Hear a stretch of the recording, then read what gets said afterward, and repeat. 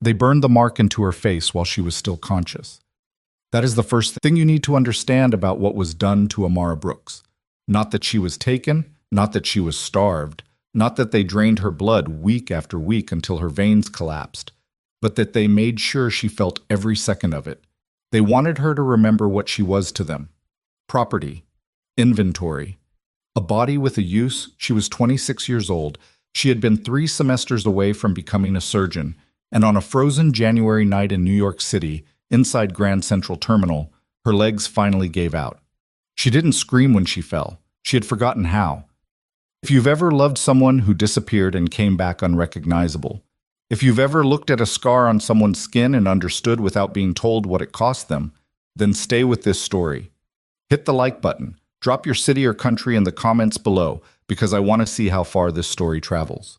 Subscribe if you haven't yet, because what comes next will not let you go easily. This is part 1. The temperature had dropped to 11 degrees by the time Amara Brooks pushed through the service entrance of Grand Central Terminal at midnight. She moved the way people move when they've learned that movement itself is a risk. Small steps, shoulders pulled in, eyes fixed on the floor 12 inches ahead of her feet.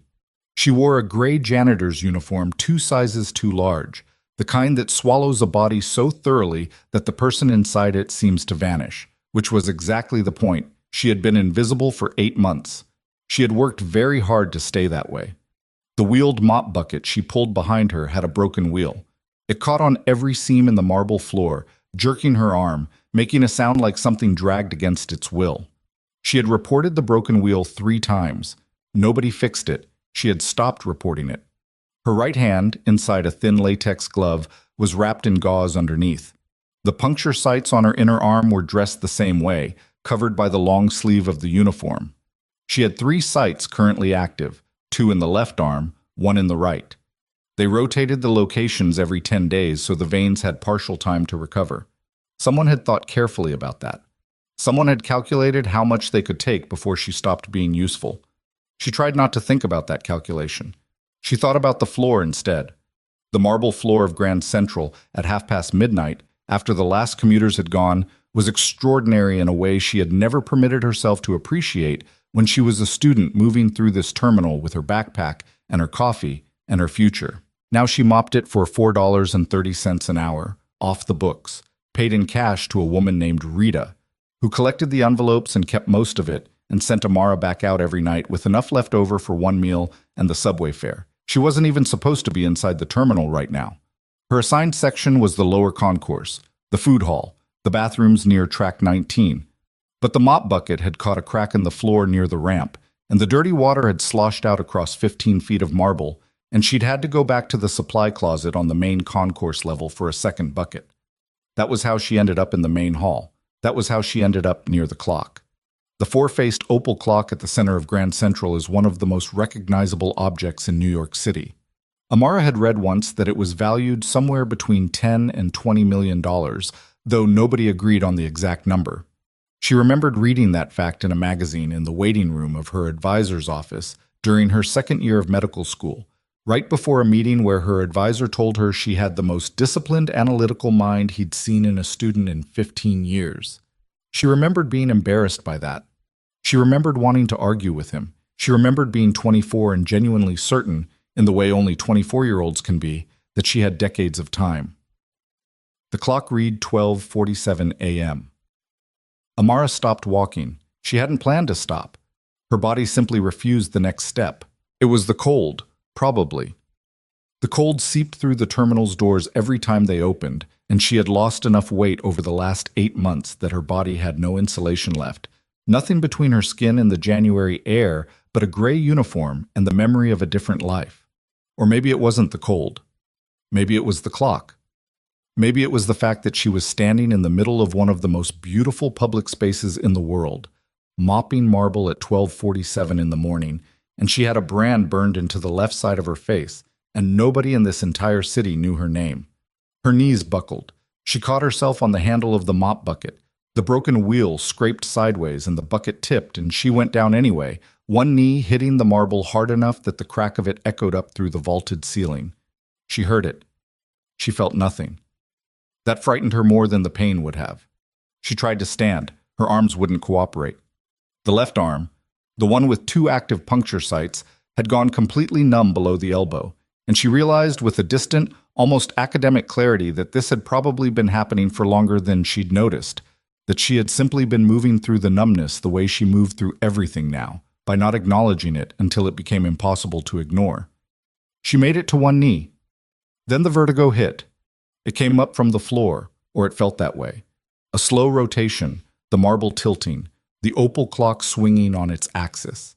She had eaten 7 hours ago, half a sandwich, the end of a bag of crackers, water from the bathroom sink. Before that, the previous morning. Before that, she didn't track it anymore. Tracking it required thinking about it, and thinking about it made it harder to keep moving, and keeping moving was the only thing she was permitted to do. She went down all the way.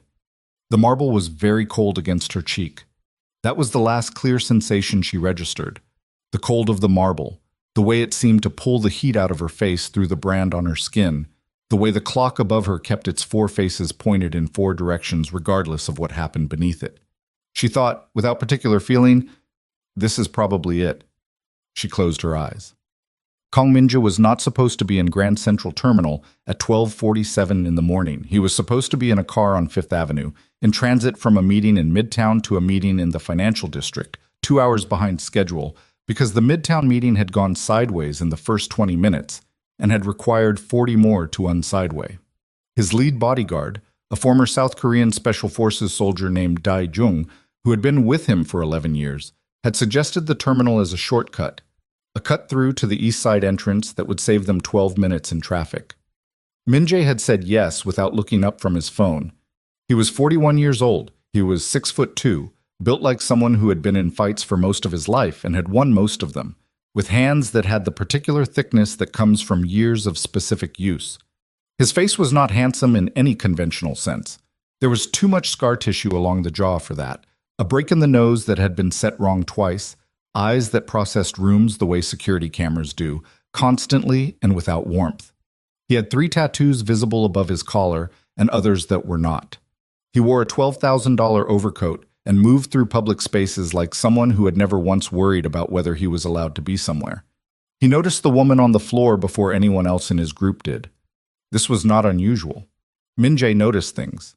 It was, along with a complete absence of sentiment when the situation required it, the primary reason he had survived 41 years in a world that had killed men older and more powerful than him. He noticed things other people filtered out, the small movements, the wrong sounds, the presences that didn't fit the pattern of a space. A body on the marble floor of Grand Central at 12:47 in the morning fit the pattern of a space, technically.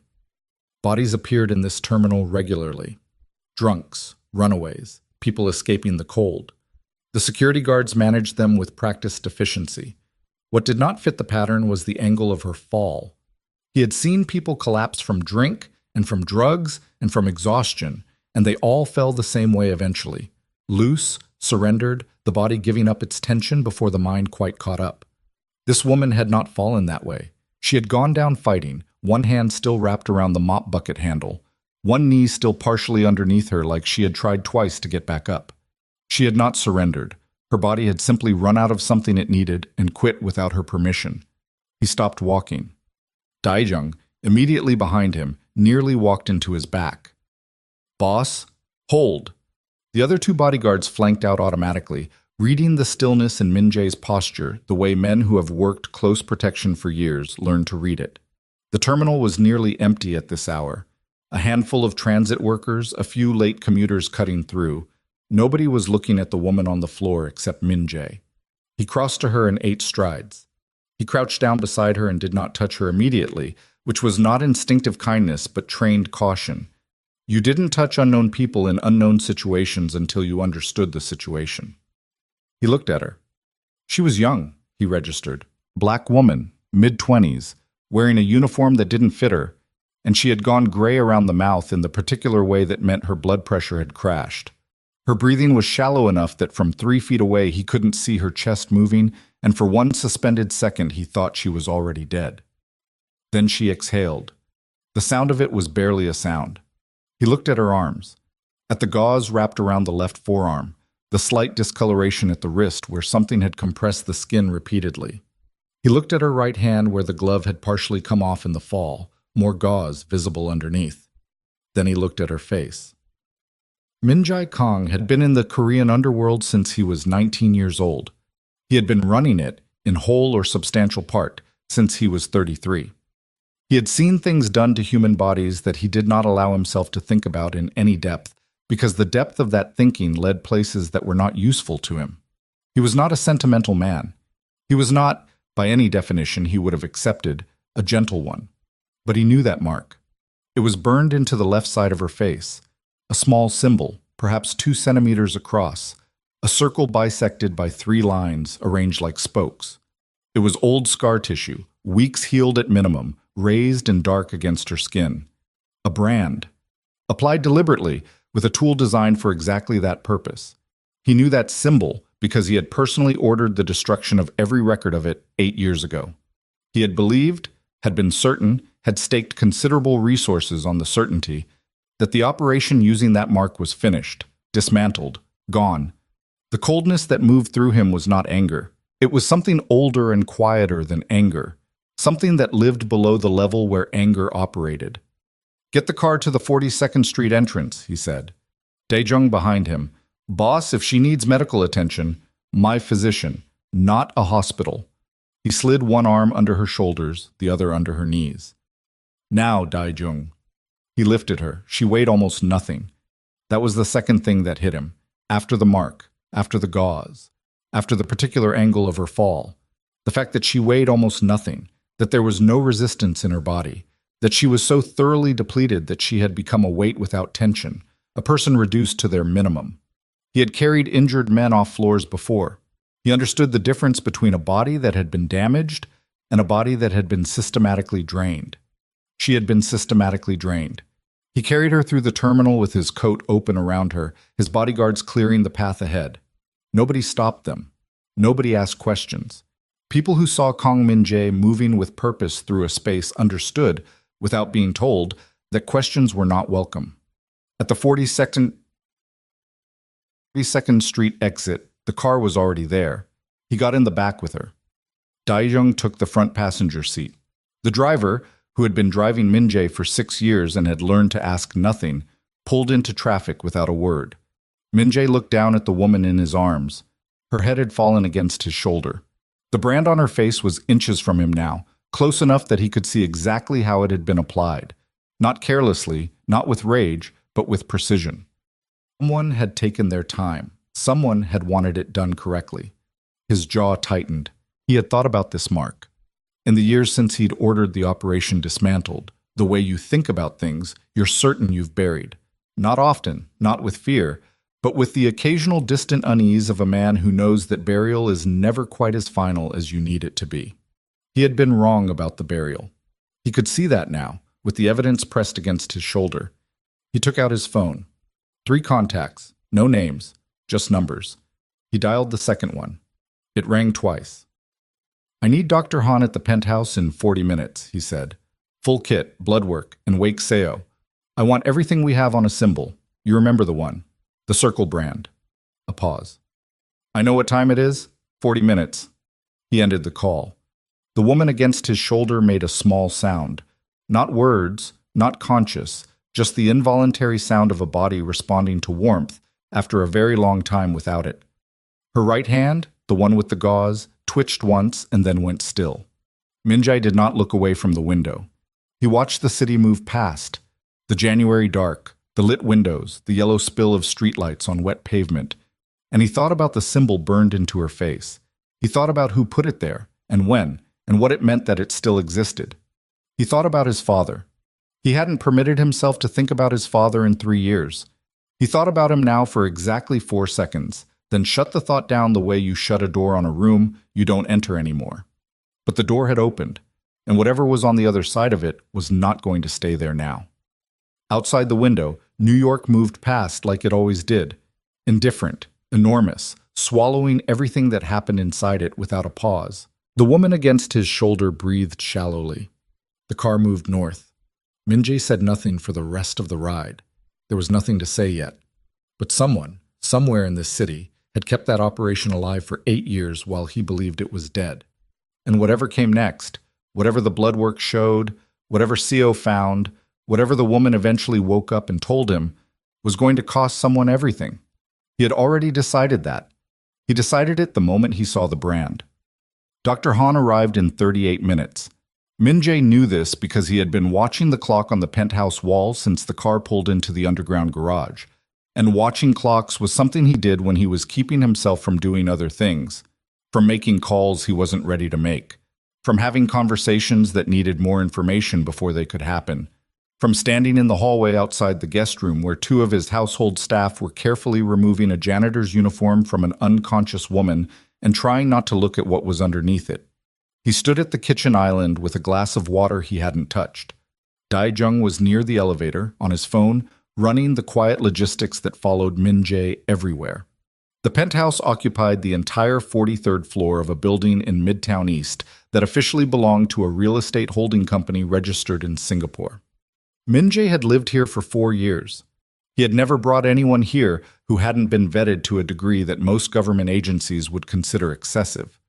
He brought her here without thinking twice about it. That bothered him slightly. He was a man who thought twice about everything, doctor, and came off the elevator with a hard-sided medical case and the expression of a man who had been doing this long enough that being called at 1 in the morning registered as mild inconvenience rather than emergency. He was 63, Korean-American, had once held a position at Columbia Presbyterian before a series of decisions that Min-jae knew about in detail and had never discussed with him. They had an arrangement that worked because neither of them asked the other questions they didn't want answered. "Room?" Han said. Min-jae pointed down the hall. He waited in the kitchen. 22 minutes passed. Dae-jung finished his call and came to stand near the island, not close enough to crowd, far enough to signal he understood the mood. Outside the floor-to-ceiling windows, New York spread itself in every direction. The grid of it, the lit towers, the darkness of the park to the north. 11 degrees and the city looked exactly like itself, indifferent and permanent. "Seo called back," Dae-jung said. "And? He's running it. Says give him until morning." Min-jae nodded. "The symbol," Dae-jung said, careful. "You recognized it." "Yes." "You want to tell me from where?" Min-jae looked at him. Dae-jung had been with him since before the takeover, had been there the night Min-jae ended his father's control of the organization, had stood in the room and watched, and said nothing, and then driven Min-jae home after and never brought it up again. He was the closest thing Min-jae had to someone he trusted. "Not yet," Min-jae said. Dae-jung nodded. He understood not yet. He had heard it many times. Dr. Han came back down the hall at 2:04 a.m. He set his case on the kitchen counter, clicked it open, and began making notes on a small tablet with the focused efficiency of someone assembling a preliminary report. "She's stable," he said. "For now. But I want to be precise about what stable means in this context. It means she's not dying in the next 6 hours. Beyond that window, I need labs." "What do you have without labs?" Han looked up. "Severe malnutrition. I'm estimating she's lost somewhere between 25 and 30 pounds in the last 4 to 6 months. Her body is consuming itself, muscle mass primarily, which is why she can't hold herself upright. Her arms."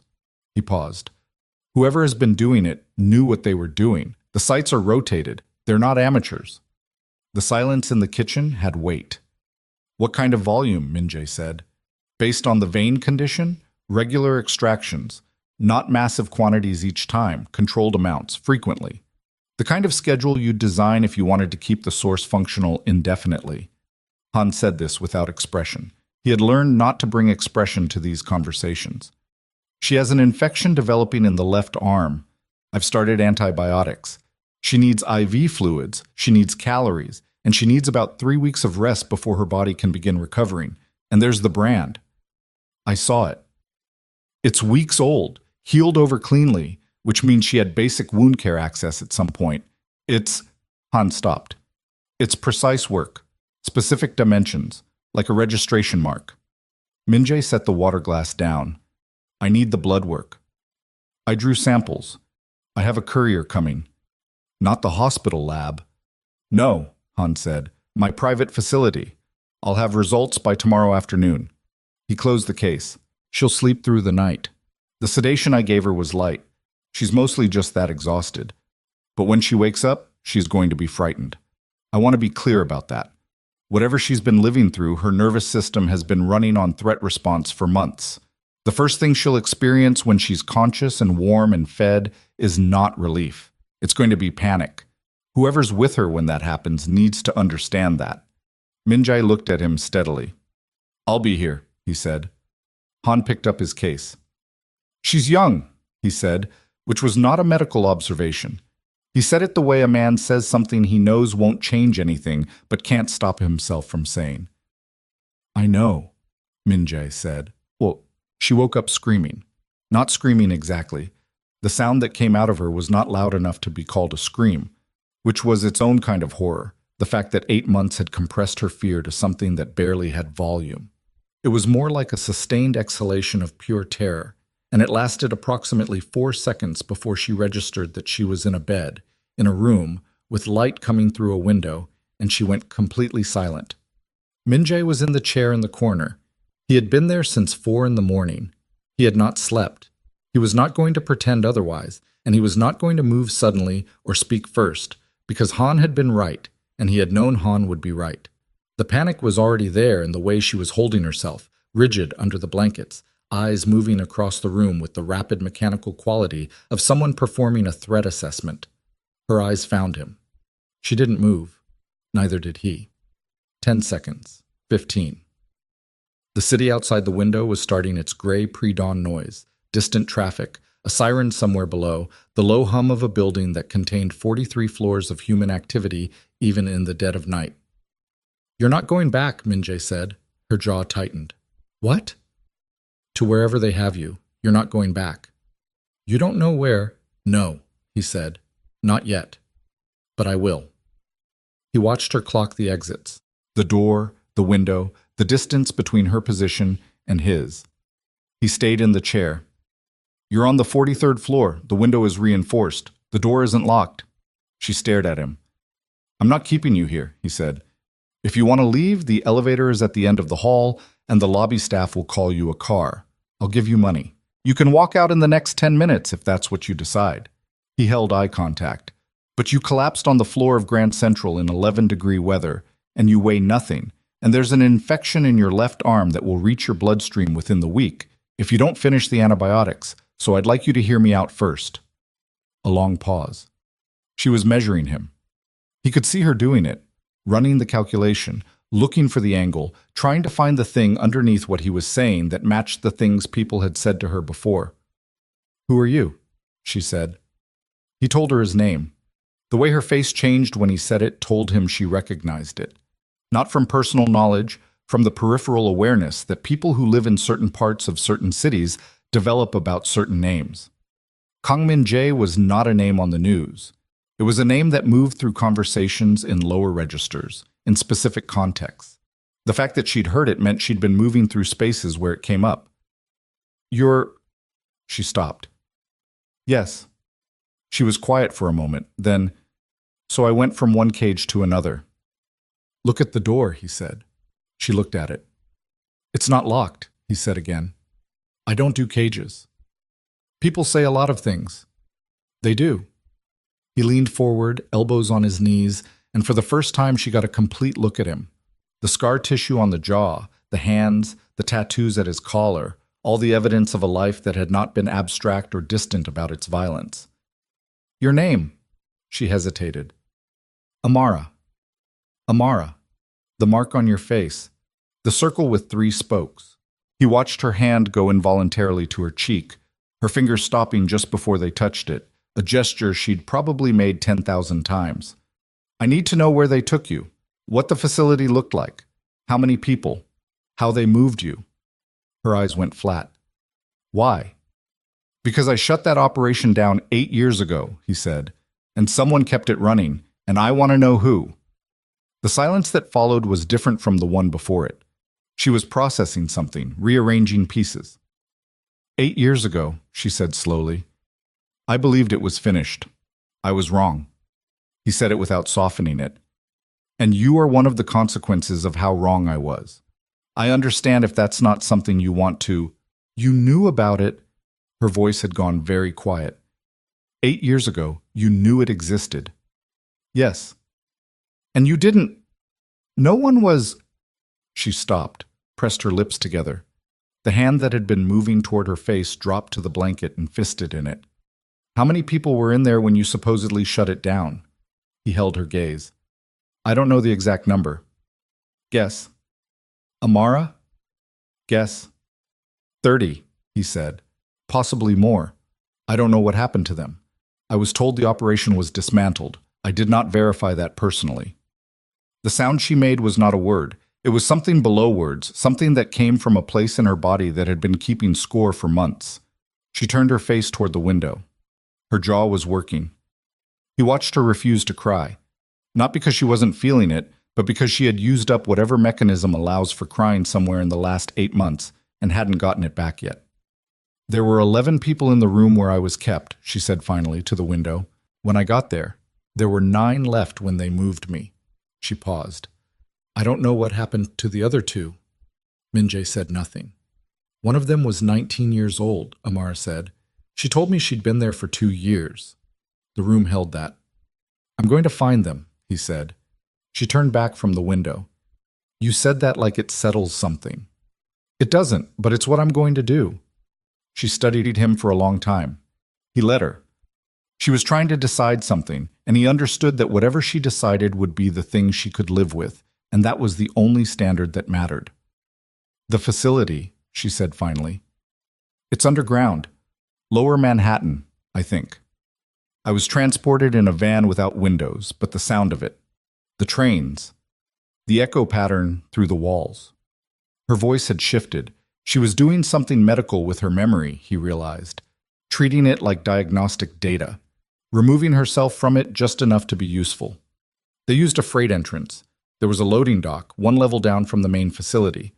3 guards on rotation, 6-hour shifts. She told him for 40 minutes. He did not take notes. He never took notes. He listened with the complete attention of someone whose survival had depended for 20 years on hearing exactly what was said.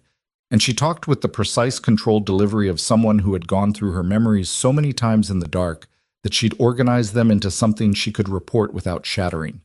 When she finished, she was exhausted. He could see it happen in real time, the animation going out of her, her body remembering it was still in crisis, the weight of what she'd just surfaced pressing back down. Eat something, he said, then sleep. I'm not hungry. Your body is hungry. Your appetite is suppressed. There's a difference, and you know there's a difference.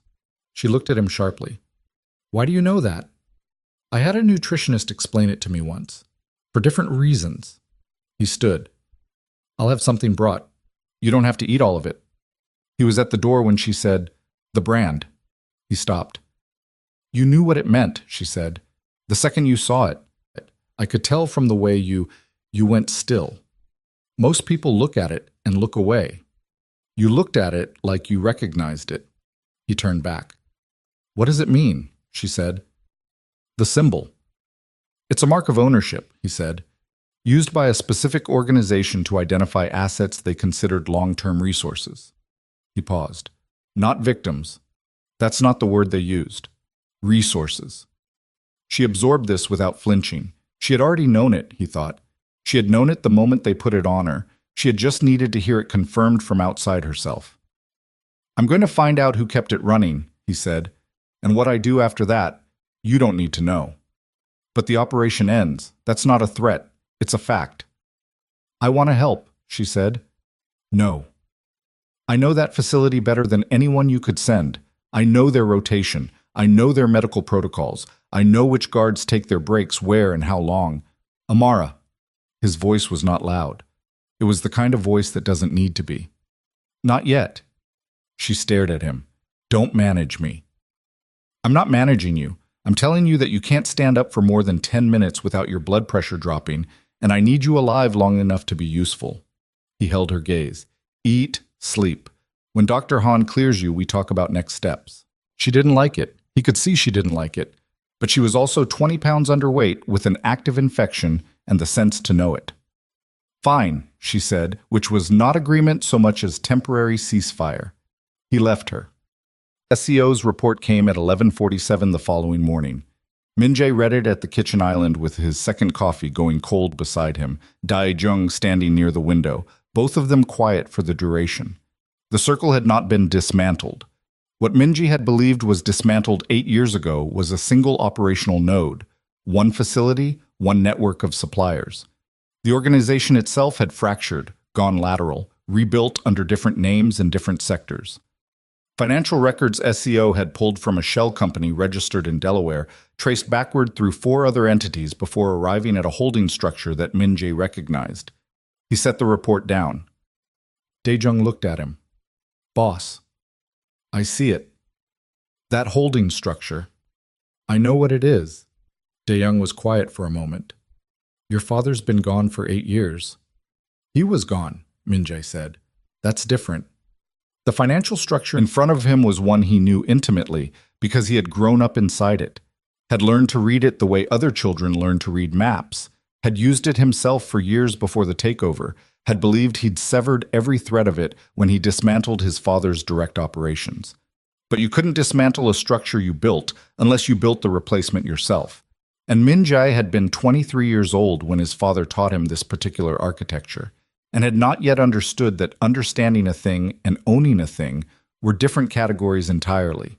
His father had rebuilt it from wherever he had gone after the takeover, wherever the old chairman had retreated to while Min-jae believed he'd broken him completely. Kang Sung-ho had looked at the ruins of what his son had taken apart and rebuilt it into something quieter and more specific. Not the broad criminal empire of before, something targeted, something that required one particular resource to sustain. Min-jae thought about the blood work that Han hadn't delivered yet. He thought about Amara's face when she said there were 11 people in the room where they kept her. He thought about his father's hands, large hands, precise hands, the hands of a man who had always understood that the most effective violence was not the loudest kind. "I need to know where he is," he said. "Min-jae." Dae-jung used his name, which he almost never did. "If your father is running this, then he's running it from somewhere. I need to know where." "This is going to Dae-jung." A pause. "Yes, boss." "Find him." Dr. Han's blood work arrived at 2 in the afternoon. Min-jae read the summary in his office with the door closed. He read it twice. Then he sat very still for approximately 90 seconds, which was the longest he permitted himself for any reaction to information he wasn't ready for. Amara Brooks had one of the rarest blood phenotypes in documented medical history.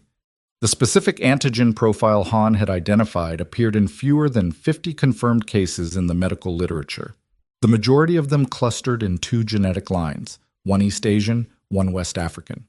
The probability of possessing this phenotype without heritage from both lines was, according to Han's attached note, essentially 0. Min-jae pulled up a photograph on his phone.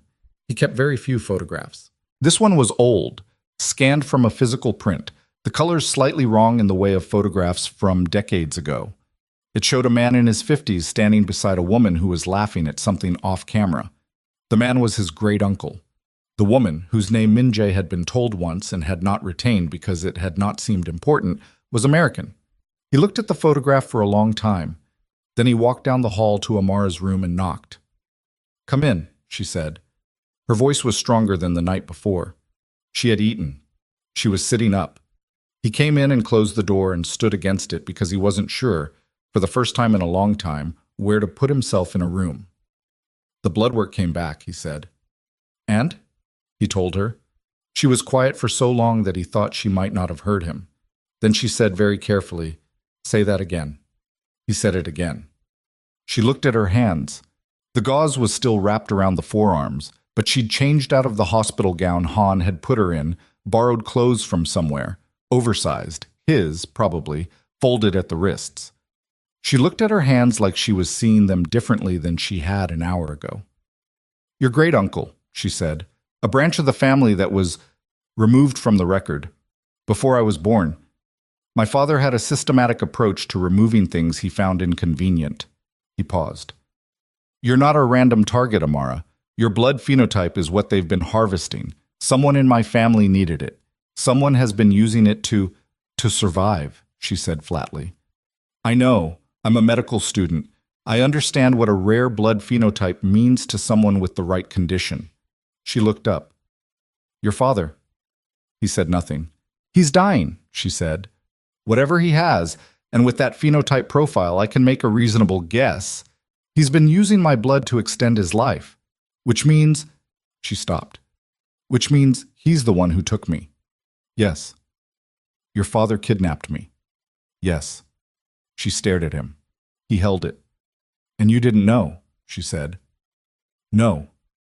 But the organization that took me, she stopped again, reorganized. The organization that took me was built on something you dismantled, something from your world, which means regardless of who specifically ordered it, the infrastructure that made it possible was mine, he said. Yes. The words sat in the room between them. She didn't look away from him. He didn't look away from her. He had spent 20 years dealing in direct terms with what he'd built and what it cost, and he was not going to start being indirect about it now, not with her. I know what you're deciding, he said. Do you? Whether I'm another version of what you've already been through, whether this is a different kind of trap. He straightened off the door. I can't answer that for you. The door isn't locked. That's still true. He set the blood work report on the dresser beside her. But my father is out there, and he will find another source when he finds out you're gone. And whoever that source is will go through exactly what you went through. And you know where the facility is, and I have the resources to end it. And those two things together are worth more than anything either of us can do separately. She picked up the report, looked at it, set it back down. Where is he? She said. Your father. I don't know yet. But you think you can find him? I know I can find him. She was quiet for a moment. The city noise came through the reinforced window, muffled, constant, indifferent. You said the door isn't locked, she said. It isn't. But you need me. Yes. She looked at him with something that was not quite trust and not quite its opposite. Something in between that had no clean name. The thing you feel when you've been lied to so many times that you've stopped categorizing responses as trust or distrust and started categorizing them as useful or not useful. My name, she said. Amara Brooks. I was in my 3rd year at Columbia Medical School. I want you to know that before anything else. I'm not just... She touched the brand on her face without flinching this time. I'm not just this. I know, he said. You didn't know 10 minutes ago. No, he said, but I do now. The afternoon light was going gray in the window.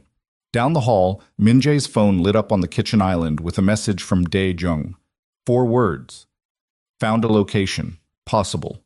Min Jae didn't know yet that the location Dae Jung had found was also where Detective James Cole was already waiting, with a phone in his hand and a message half-written to Chairman Kang Sung-ho, reporting that the woman had been found and that the Korean Mafia boss who had her was closer to the truth than anyone had planned. The location Dae Jung found was a parking structure on the western edge of Tribeca. Not the facility itself. Min Jae understood that immediately, the way you understand the difference between a door and a room. It was a contact point, a place where money changed hands, where instructions moved between people who needed to not be seen together in environments that had cameras and witnesses. Dae Jung had gotten the address from a financial thread CO had been pulling since the previous night. A series of cash transfers routed through 3 different accounts before landing in the operating budget of a private security firm that didn't advertise and didn't appear in any business directory Min Jae's people had access to. The security firm's payroll included a name Min Jae recognized. Detective James Cole, 13th Precinct. 11 years on the force, the last 4 of them spent in a unit nominally dedicated to trafficking interdiction. Min Jae looked at that name for a long time. Then he looked at the payroll dates. Cole had been on the security firm's books for 3 years. Quiet payments, modest enough to not pattern as extraordinary, consistent enough to constitute a salary. During those 3 years, Cole's unit had conducted 4 major investigations into underground trafficking operations in Lower Manhattan. All 4 had closed without arrests. All 4 had cited insufficient evidence. Min Jae set the file down, picked up his coffee. Set that down too. Where is he now? He said. Dae Jung checked his phone. Parking structure as of 40 minutes ago. He hasn't moved. He's waiting for something. Or someone called him. Min Jae looked at him. The woman, Dae Jung said carefully. When she went missing from their operation, They'd have protocols. Someone would have started looking. And Cole would be their way of knowing where to look, Minjay said. He's a cop, boss. He has access to... I know what he has access to. Minjay was already moving toward the hallway. Get the car. I want Park and Kim, not the full team. Quiet. And Cole? I want him breathing when we're done with him. That's the only condition. They took Cole at 4:17 in the afternoon, in the second level of the parking structure, between a concrete pillar and a gray Honda that hadn't moved in 3 days. It was not complicated. Cole was a large man, 6 feet, heavy through the shoulders, with the particular physical confidence of someone who had spent a career in spaces where size was its own argument. That confidence lasted approximately 4 seconds after he turned around and found Minjay standing 6 feet away with Park and Kim flanking at 45-degree angles. Cole reached for his weapon out of reflex. Park had his wrist before the hand cleared the holster. Kim had the weapon out of it before Cole finished registering what had happened. The whole sequence took less than 2 seconds and generated almost no sound. Cole breathed hard through his nose. You have any idea? Yes, Minjay said. I have a complete idea. Put him in the car. The space they used was not the penthouse. Minjay had 3 properties in the city that served specific purposes, and this was one of the specific ones.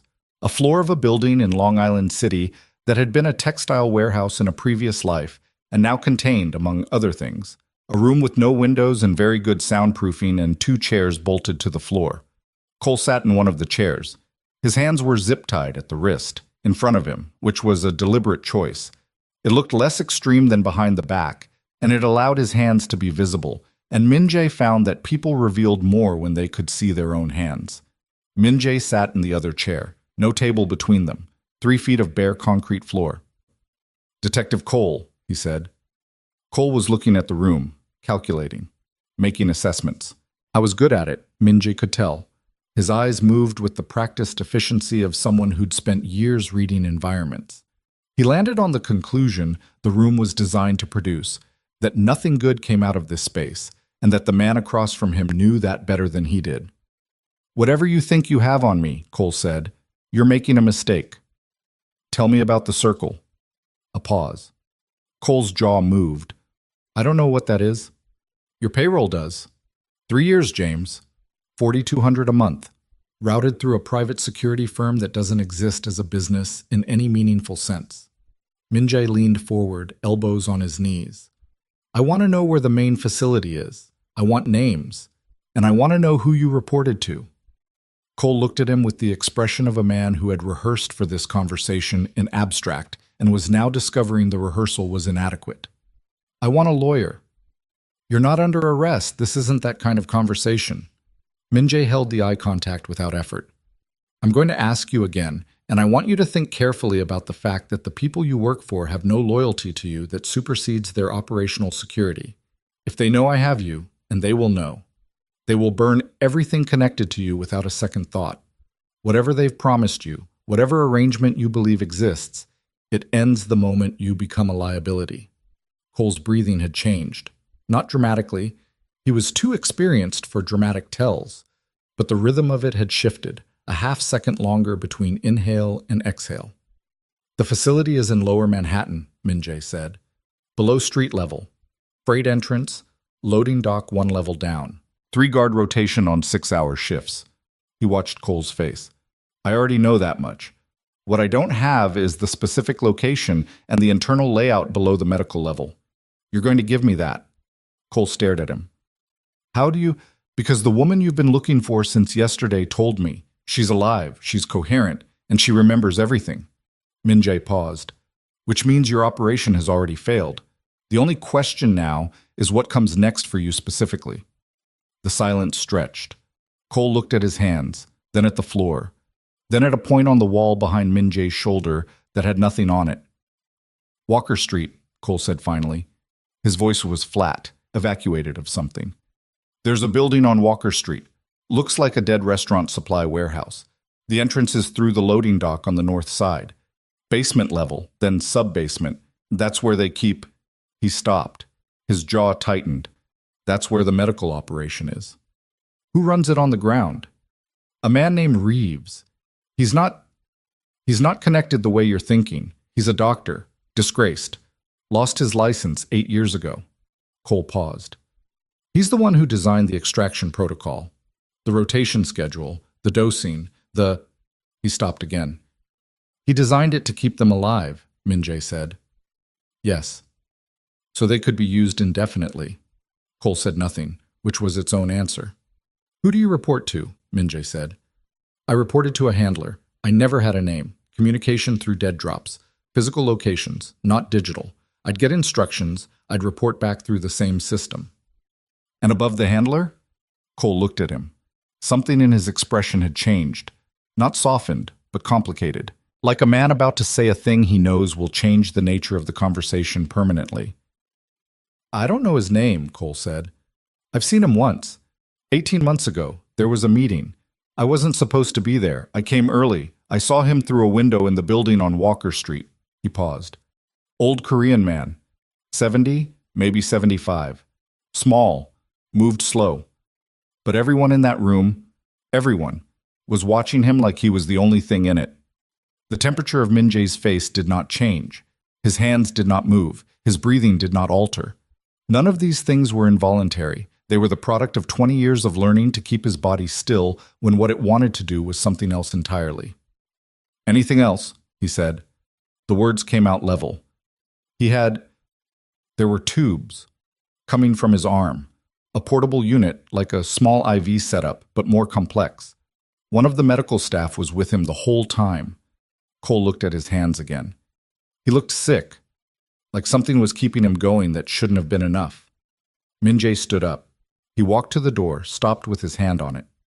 The other people in the facility, he said, without turning around. How many currently? Cole was quiet for a moment. 14, maybe 15. They brought in 3 new ones in the last month. A pause. There were more. Some of them didn't. He didn't finish the sentence. Park will get you water, Min-jae said. You stay in this room until I say otherwise. He went through the door and closed it behind him. Daijung was in the hallway. He looked at Min-jae's face and said nothing for a moment. That was one of the things about Daijung. He understood when the silence was not waiting to be filled. It's him, Min-jae said. I heard. 14 people in that facility right now. Min-jae was looking at the wall across the corridor, not seeing it. Seeing a man through a window in a building on Walker Street, 70 years old and hooked to a portable medical unit and surrounded by people watching him like he was the only thing in the room. His father, who he had dismantled, who he had been certain he'd broken, who had spent 8 years building something smaller and more specific and more monstrous than anything that had come before. We moved tonight. Daijung made a sound that was not disagreement but was adjacent to it. Say it, Min-jae said. If we go in hard, the people inside, I know. The layout of the sub-basement, we don't have that yet. Cole gave us the entrance, but the internal structure. I know. Min-jae turned from the wall. Get Amara. A pause. Boss, she knows the internal layout. She lived in it for months. She's the only person I have who can map it from the inside. He moved toward the stairwell. And she said she wanted to help. He didn't bring her to Long Island City. He brought her the maps, paper, because paper left no digital trace, and spread them on the kitchen island of the penthouse, and she sat on a stool across from him with a pencil in her hand and spent 40 minutes drawing from memory. She was good at it. That surprised him, though it shouldn't have. She was a medical student trained in spatial precision, in the kind of detailed observation that most people never develop. She drew the sub-basement level with the confidence of someone transcribing rather than reconstructing, her pencil moving without hesitation, rooms and corridors taking shape in the particular rough shorthand of someone who has mentally mapped an environment for survival. This is the central extraction room, she said, marking a rectangle near the middle of the sub-basement. 8 stations. They're not always full, sometimes 3 or 4 beds empty at once. Depends on the intake cycle. She drew lines extending from the rectangle. These corridors on either side run to the holding area. That's where they keep people when they're not... She paused. The pencil hovered. When they're not in use. Access points, Min-jae said. She marked 2. The freight stairs here, and a secondary exit here. I only know it exists because one of the guards used it at the end of a shift. I don't know where it comes out. Probably street level, north side, Minjae said. Cole confirmed a secondary exit on the north side of the building. She nodded and marked it. Reeves, the doctor. He has an office off the central room. He's usually there during extraction sessions. He monitors everything in real time. We need him alive, Minjae said. He's the only one who knows the medical protocols for detox, for getting the people inside through withdrawal from whatever they've been using to suppress immune response in the donors. She looked up at him sharply. How do you know about the immune suppression protocol? You described the infection pattern to Han. He figured it out. She looked back at the map. Her expression was doing something complicated, and she was not letting it finish. There's one more thing, she said. The man who runs it. The one above Reeves, above everyone. She looked at the pencil in her hand. I only saw him once. They brought him in. It was unexpected. The guards got nervous in a way they never usually did. He came into the extraction room and he walked through it like he was inspecting inventory. He stopped at my station. She paused. He looked at me for a long time. He didn't say anything. He just looked, and then he left. What did he look like? Minjae said. She told him. Old, small, moved carefully, like each step was a calculation. Eyes that were entirely awake inside a body that was failing. Minjae put both hands flat on the map. He's my father, he said. Amara's pencil stopped. She looked at him. Kang Sung-ho, Minjae said, former chairman of the organization I now run. I took it from him 8 years ago. I believed he was finished. He looked at the map, not at her. He wasn't finished. He built this instead. Specifically, this, not to rebuild the empire, to survive. He has a condition that requires the phenotype your blood carries. He found out about the bloodline connection, and he designed an entire operation around harvesting from the people who carry it. He paused. You were taken because of genetics I passed on from my family. I took you because of what my blood and yours share. The kitchen was very quiet. He looked at me like I was equipment, Amara said. Yes. And you? She stopped. Reorganized. Her voice was controlled in the way of someone who has learned that controlled is the only viable mode. Your money. Your organization's infrastructure. The financial architecture you built. CO found the holding structure, you said. The one your father rebuilt through. Yes. He rebuilt it using frameworks that came from you, that you taught him, or that he taught you. It doesn't matter which direction. The structure existed because of the organization you run. Minjae said nothing. Which means the money that funded the operation that took me, she set the pencil down. Some portion of it traces back to payments made by people inside your organization, to Cole, to the security firm, to the infrastructure that kept the facility running. She looked at him directly.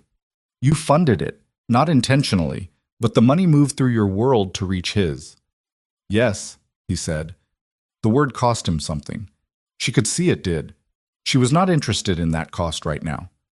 How long have you known? She said. The financial structure since yesterday morning. And you didn't... I told you as soon as I had confirmation that my father was the source, an hour ago. His jaw was tight. I'm not protecting him, Amara. I'm not managing this to protect the organization or myself. I'm telling you the full truth because you deserve it and because I need you to trust me enough to walk into that building with me. She stood up from the stool. She moved to the window, her arms crossed over her chest, looking at the city.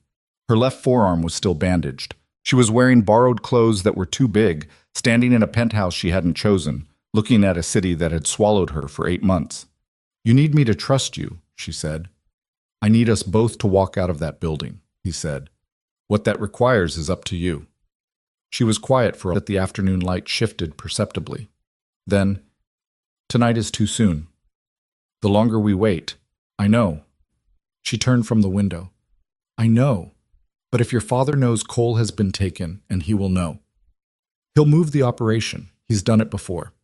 I remember being moved once, a different location, everything packed and relocated in less than 6 hours. She came back to the island and looked at the map. We have one chance at this. We don't go in half ready. He looked at her. Tomorrow, she said. Give Seo tonight to confirm the secondary exit. Give Han tonight to give me something I can actually function on. She put her finger on the map, on the rectangle she'd marked as the extraction room. And I go in with you, not waiting in a car, Not watching on cameras.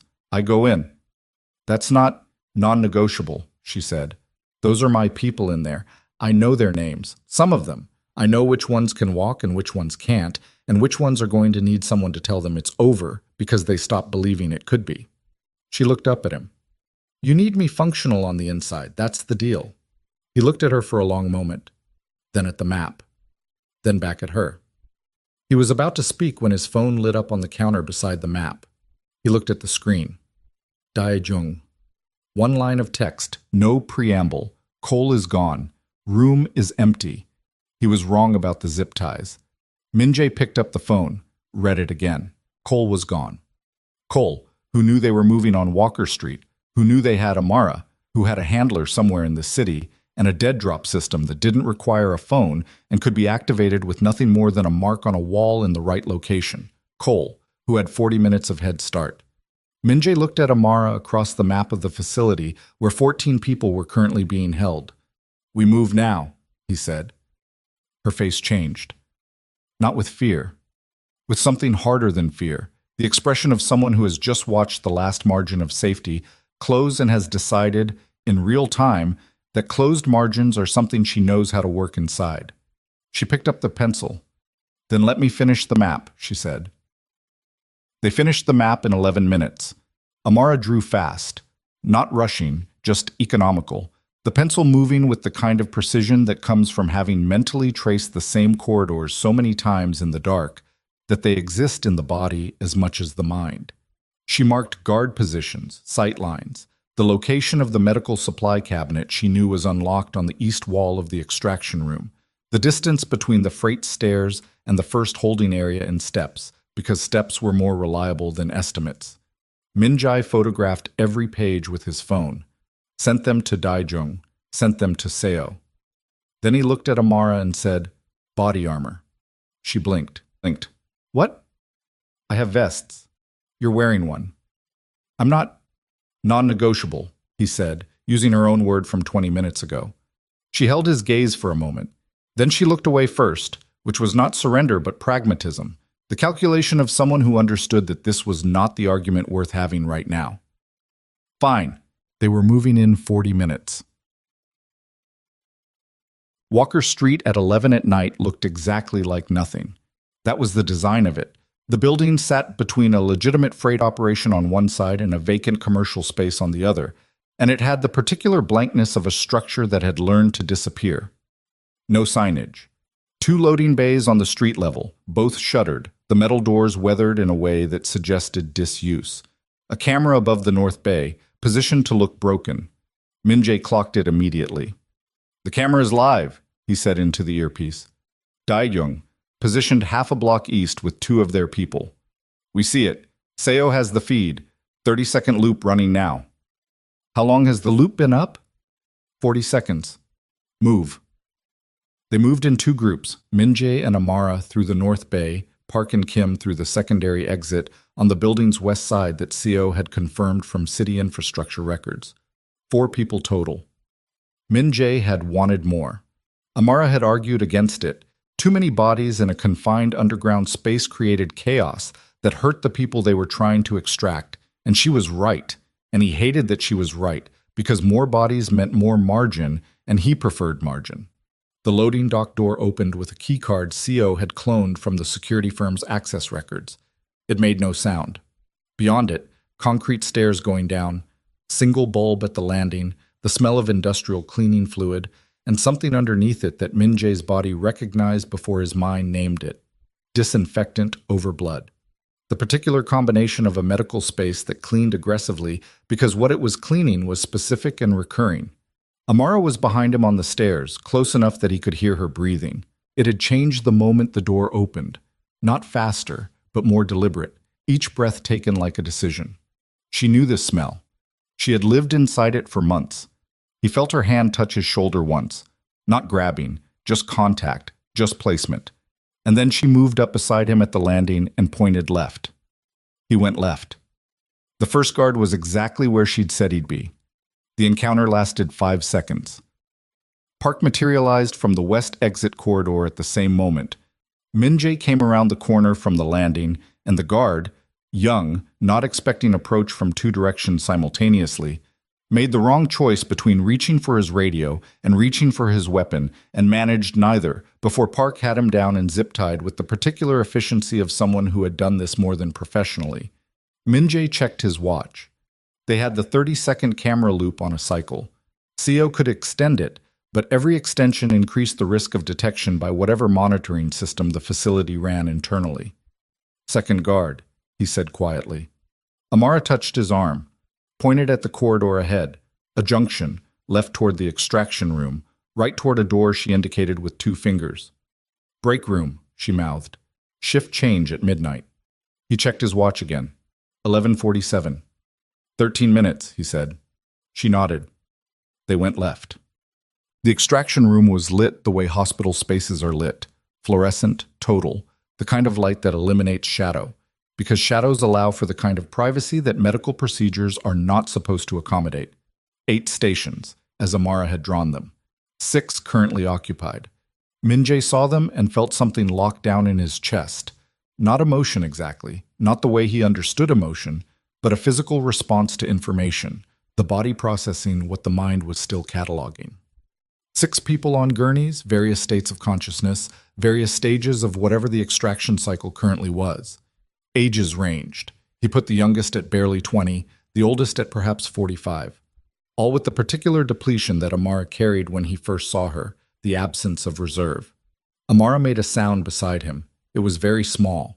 She stopped it immediately, pressed her fist briefly against her mouth, and then she was moving across the room to the nearest station, her hands on the arm of the person there, before Min-jae had processed that she'd moved. "Hey," she said softly to the woman on the gurney. "Hey, look at me. I'm Amara. I was here. I got out. Out. Do you understand me? Look at my face." The woman on the gurney looked at her. Her eyes took a moment to focus. They had the particular lag of someone whose blood volume was below operational level. Then she looked at Amara's face, at the brand on her cheek. Something in her expression shifted. "We're leaving," Amara said. "All of us. Right now. Can you sit up?" Min-jae was at the east wall cabinet, the one Amara had marked on the map, the one she'd said was unlocked. It was unlocked. Inside, IV supplies, tubing, a rack of saline bags, medications in labeled drawers. He found what he needed, brought it back. Amara had already disconnected the first woman from the extraction equipment with the efficiency of someone who understood the machinery from the inside out. The door to the office off the central room opened. Reeves was a tall man, thin in the particular way of people who stand for long hours over decades. Posture compensated, shoulders rounding forward. He was perhaps 55, with a face that had been ordinary once and had gone somewhere else since. He stood in the doorway holding a tablet, wearing a white coat over a dress shirt, and he looked at Min-jae and Amara and the disconnected equipment and did the math in approximately 2 seconds. He turned to run back into the office. Kim came through the office door from the secondary corridor on the other side before Reeves made it halfway across the room. The collision was not violent. Kim simply stepped into his path and stopped him. The way a wall stops motion, one hand gripping his collar, walking him backward into the main room. Reeves looked at Amara. His face did something complicated. Recognition, Min-jae clocked, and something beneath recognition that was harder to name. "You left," Reeves said. Not accusatory, almost wondering. "I fell," Amara said. "There's a difference." She did not look at him for more than a second. She was already moving to the next station, her hands working efficiently, her attention on the person in front of her rather than the man behind her. "Sit him down somewhere and make sure he doesn't have a radio." Kim sat Reeves down and confirmed he didn't have a radio. He had a phone. Kim removed it. Min-jae moved through the room, keeping visual on the corridor toward the break room. 11:52, 5 minutes. Park came through the freight corridor. "West holding area is clear. 8 people, some mobile, some not. I've got them moving toward the freight stairs." "Steady pace," Min-jae said. "No running, no noise. Get them to the street level and hold there." "The van's in position?" Amara said, without looking up from what she was doing. 2 blocks north, Min-jae confirmed. Seo's driving. She was working on the 3rd station now, talking quietly to the person there. A man, perhaps 30, who had gone very still and was staring at Minjae with the wariness of someone who had learned that men in this space were a specific category of threat. "He's with me," Amara said to the man, not breaking the rhythm of her hands. "He's who got me out. Focus on me." The man focused on her. Minjae checked the corridor. 11:56. "Reeves," he said. The doctor looked at him from where Kim had parked him against the wall. "The other victims," Minjae said. "Beyond this room and the West holding area. Are there others in this building?" Reeves said nothing. "I'm going to find them either way," Minjae said. "The question is how much time we have before your employer knows this facility has been breached and what that time costs the people still inside." A pause. Reeves looked at the floor. "There's a second holding area, sub-basement 2, below this level. Stairs are behind the supply cabinet on the north wall." Minjae looked at the north wall. Behind the supply cabinet, which was on wheels, he could see now, designed to move. He moved it himself. Found the door. Looked at Kim. "Stay with him," he said. To Park, through the earpiece. "I need you back inside, second sub-basement level." "Copy." He looked at Amara. She had finished the last station in the main room and was helping the person there, an older woman, moving slowly, toward the freight stairs. She looked back at him over her shoulder and read his face. "How many more?" she said. "Unknown. Second level below this one." Her expression didn't change. "Go. I'll get these 6 to the stairs and come back." "Amara, go," she said. He went. The second sub-basement was where the people who had stopped being useful were kept. Minjae understood this the moment he got the door open and the light hit the space. Not a medical space. No equipment, no stations, no clinical furniture. A storage room repurposed, with cots against the walls and a water source and nothing else. The people here were in worse condition than the ones above. Some were sleeping. 2 were not conscious in a way that read as sleep. Park was beside him. Neither of them spoke for a moment. Then Minjae moved into the room and started working through it the way you work through something when there is no useful reaction to it. Systematically, one person at a time, assessing mobility and consciousness and immediate medical need. He counted 7. One of them was very young. He looked at her and thought about Amara's voice saying she was 19 years old and had been here for 2 years, and made himself stop thinking about it, because thinking about it right now served no one in this room. His phone vibrated. Daijung, outside. Movement on the block. Dark SUV, East End, sitting. Minjae looked at Park. "How fast can we move 7 people up 2 levels?" he said. Park looked at the room. 10 minutes if 2 of them need carrying. We have less than that. His phone again. Daijung, SUV is moving, coming to the building. Cole had made his call. 42 minutes, roughly, from the time he'd cleared the room in Long Island City, enough time to get to a dead drop, leave a message, get a response, and have a response team deployed. Minjae had calculated they had 40 minutes from the moment Cole escaped. He'd been right. "Move them," he said to Park. "Now. All of them. Whatever it takes." He went back up to the first sub-basement level. Amara was there. She had come back, as she said she would, and she was helping Reeves, who had apparently decided that cooperation was his best available option, carry one of the extraction room patients who couldn't walk on their own toward the freight stairs. The sight of it, Reeves doing this, directed by the woman whose blood he had systematically harvested, was something Minjae looked at for 1 second and then filed away for a later he didn't currently have. "Vehicle outside," he said. She looked at him, understood immediately. "How many upstairs?" she said. "Park is moving 7 from the lower level. The ones from this room are already up?" "Most." She handed off her end of the patient to Reeves without ceremony. 2 still in the freight corridor. "Get to the street. Stay behind the van." "What are you—" "Go, Amara." She looked at him for 1 second, then she went. They came through the north bay door, 4 of them, and Cole was one of them. Minjae saw Cole's face in the freight corridor and felt something click into place that had been slightly misaligned since the room in Long Island City, the specific satisfaction of a calculation confirming itself. Cole was alive and moving fast and had a weapon already out, and behind him were 3 men Minjae didn't recognize who moved with the particular economy of people for whom violence was professional rather than situational. The corridor was narrow. That was the geometry of it. A narrow freight corridor with one light, which Min-jae put out with a single shot before they had eyes on him. And then it was a close quarters problem in the dark. And close quarters in the dark was a different category of problem than open space engagement. What followed was not cinematic. It was close and ugly, and it cost Min-jae a hit along the left side that he registered as pressure rather than pain because adrenaline was handling his pain processing for him right now. He stayed moving.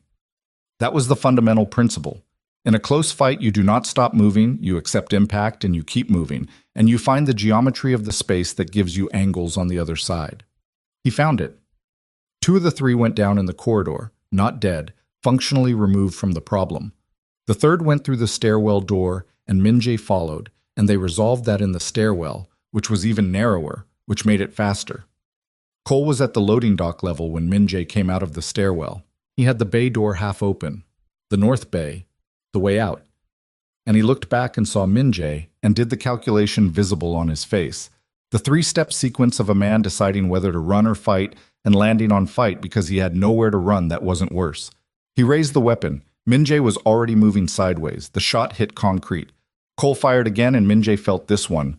Upper arm, left side. A tearing that registered as fire, now because the adrenaline had its limit and he'd pushed past it. He went down to one knee, came back up.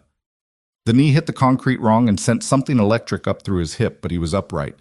Cole was looking at him, breathing hard, reassessing. "You're going to bleed out," Cole said. "Eventually," Min-jae said. "Not tonight." Cole moved to fire again and then stopped, because Dae-jung was behind him. Cole hadn't heard him come through the bay door.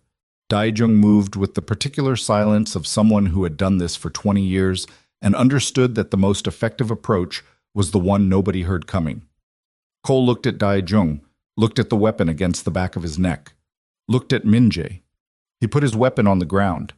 Min-jae breathed. He put his hand against the wall and breathed and let his body report back to him. The hit on the left side, bruised ribs at minimum, possibly one cracked. The arm, which was bleeding properly now, soaking through his sleeve in the specific way of a wound that needed pressure and would need more than pressure soon. His hip, where the knee had hit the concrete, which was going to make walking interesting. He was still upright. "Zip tie him," he said to Dae-jung. "Both wrists, both ankles, and this time check every seam." He came through the north bay door into the cold. The street was controlled chaos. Seo had pulled the van to the building entrance, and people were being moved into it, parked directing from the freight door, the loading managed with the kind of organized urgency that looks messy from outside and has a logic inside it. Amara was at the van's rear doors, helping people in, speaking quietly to each one, her hand on an arm, her voice low and continuous. She looked up when Min-jae came through the door. She looked at his arm, at the way he was moving. She was across the distance between them in 12 steps. She grabbed his arm without preamble, turned it toward the available light, looked at the wound with the focused assessment of a medical student who had spent 8 months in proximity to blood and had learned to not be managed by the sight of it. "Through and through?" she said. "I think so." "You think?" "It feels like it." She was already pulling the first aid kit from the van's interior with her free hand, tearing it open, applying pressure with the practiced compression of someone who'd done it before. He let her. The cold was helping with the arm. He could feel it less, which was not medically ideal but was functionally useful right now. "The people," he said. 14 from the facility. Park is still bringing up the last 2 from the lower level. Her hands didn't stop. "We need to go before whoever sent Cole sends a second wave. We're going." She looked up at him. Close, in the dark, in the cold, with blood on both of their hands. Hers from helping with the patients, his from the corridor. Her face was doing what it had been doing since the moment they came through the loading dock door. Not fear, not exactly, but something that existed in the same register as fear and had been converted to function rather than paralysis. "Are you actually going to be able to drive?" she said. "Dae-jung's driving. Are you actually going to stay conscious?" He looked at her. "Are you asking as a medical professional?" "I'm asking as the person who has to tell you if the answer is no." He held her gaze. "I'm conscious," he said. "I'll stay that way long enough." She held his gaze for 1 second more. Then she tied off the compression wrap with a sharp, efficient pull that communicated something she wasn't putting into words, and she went back to the van doors. Park came through the freight exit with the last two people from the lower level. Everyone accounted for. 14 people from the facility, plus Reeves, who had been walked out under Kim's direction and was sitting on the curb looking at the ground with the expression of a man whose calculation about the future had recently and significantly changed. Min Jae's phone went off. He looked at the screen. Unknown number. 3 words in the message, "I know you're there." And then a second message from the same number, arriving 4 seconds later. "Bring her to me. We discuss terms. Or I come to you, and there are no terms." Min Jae stood in the cold outside the building on Walker Street with blood soaking through the compression wrap on his arm and 14 people being loaded into a van behind him, and he looked at those 2 messages for a long time. His father. Sung-ho had a phone after all. Or he had someone who had a phone and was willing to use it, which was the same thing. And he knew, had known. Min Jae understood now, probably since Cole's message arrived, exactly what had happened inside the building on Walker Street. He knew his son had taken the facility. He knew Amara was free. He knew the operation was gone, and he was still negotiating, which meant he was not finished, which meant there was still something he held that he believed was worth trading. Min Jae typed one word back, "Where?" The response was immediate, as if Sung-ho, or whoever held the phone for him, had been waiting with their finger over the screen. "The Iron Vault. You know where that is. Come alone. Bring the girl. 2 hours." Min Jae did know where the Iron Vault was. He knew where it was because his father had built it, and Min Jae had learned about it at 20 years old as one of the family's most protected assets. And he had never gone there after the takeover because going there would have confirmed that his father had not fully surrendered that ground. And there were things Min Jae had preferred, for 8 years, not to confirm. He put the phone in his pocket. He turned around. Amara was looking at him from the van doors. She had read his face the way she'd been reading it since the kitchen in the penthouse. Not perfectly, not with everything, but enough. "What?" she said. "My father just messaged me," Min Jae said. "He wants to negotiate." She stared at him. "He wants you brought to him in exchange for terms." The cold between them had sound in it, traffic somewhere, a distant siren, the low mechanical hum of the city that never fully quieted. "And," she said, "and I'm going," he said, but not the way he's expecting. Her eyes stayed on him. "What does that mean?" He looked at his arm, at the compression wrap she'd tied off efficiently in the dark, at his own blood soaking through it at a rate that meant the next 2 hours were going to require a decision about whether he was going to function or was going to acknowledge what the arm actually needed. He had already made that decision. He was going to function. "It means I need Han at the Iron Vault location in 90 minutes, he said, to Dae-jung, who had materialized at his shoulder with the quiet consistency of someone who understood that his job was to be present at exactly these moments. "And I need CO running financial access to every account connected to Sung-ho's operation. I want them frozen before we walk in." He looked at Amara. "And I need you to understand that what I'm about to do is going to end it. All of it. But it requires me to give him something he thinks he wants." She looked at him steadily. "Yourself," she said. He said nothing. "You're going to offer yourself," she said. "Your blood, your phenotype. You're going to walk in there and offer to let him take from you what he's been taking from me." The van engine started behind her. Park had the last people loaded. 14 people, alive, extracted, moving north toward the addresses CO had arranged. Safe houses, medical contacts, people who would ask no questions and provide what was needed. Amara Brooks stood in the cold outside Walker Street and looked at the man who had carried her off the floor of Grand Central Terminal and looked at the brand on her face like he recognized it, and her expression was the most complicated thing Min Jae had seen on a human face in recent memory. Anger and understanding and something that was not quite gratitude and not quite its opposite but lived in between. "You're going to let him transfuse you," she said, "aren't you?" And Min Jae looked at her and said nothing, because she already knew, and the van was waiting, and the Iron Vault was 40 minutes across the city, and his father was sitting somewhere inside it believing that he still had something left to negotiate with. And Min Jae had already decided, in the 4 seconds between the first message and the second, exactly what he was going to put inside his own bloodstream before he walked through that door. Han arrived at the Iron Vault staging point at 12:41 in the morning. He found Minji sitting on the floor of the van with his back against the wheel well and his left arm extended across his knee, the compression wrap removed, the wound open to the interior van light. Han looked at it the way he looked at everything, without drama, with complete professional attention, and said nothing for approximately 4 seconds. Through and through, Min-jae said. I see that. Han set his case open beside him and began working. The good news is you're right. The bad news is through and through in the upper arm still means you've lost more blood than is useful before doing whatever you're planning to do next. He cleaned the entry point with the focused efficiency of a man who had done this in worse conditions, which I assume is something I wouldn't advise. I need one more thing from you before we go in, Min-jae said. Han looked at him. Anticoagulant, high dose. Something that moves fast once it's in the bloodstream. He watched Han's face process this.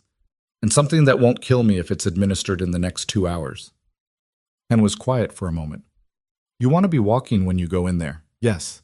And you want whatever is in your bloodstream to be lethal to someone else who receives it. I want it to be effective, Min-jae said. Lethal is between the medication and his condition. Han looked at him for a long count. Then he looked at the case.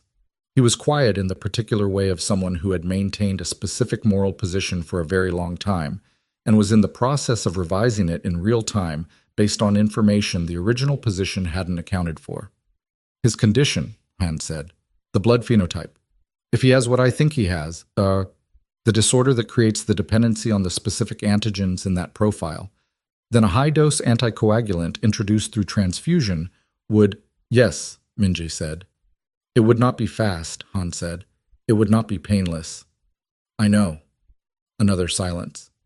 I need to know, Han said carefully, that the 14 people your people extracted from Walker Street are receiving medical care right now. CO has them. 2 of your colleagues, people I've used before. They know what they're treating. Han nodded once, looked at his case again, made a decision the way a man makes a decision when all the available options are bad and one of them is slightly less bad than the others. He opened a secondary compartment in the case. The suturing first, he said. Then we discuss dosing. Amara watched this from the front passenger seat, turned sideways, her back against the door. She had not been invited into the conversation and had not inserted herself into it. She was a medical student.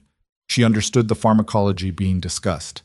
She also understood that understanding it and being inside it were different categories, and that right now she was inside it in a way that had no clinical distance available. She had been inside it since the moment Min-jae said what he was going to do. She had not tried to talk him out of it. This was not because she had no argument against it. She had several, and they were medically sound.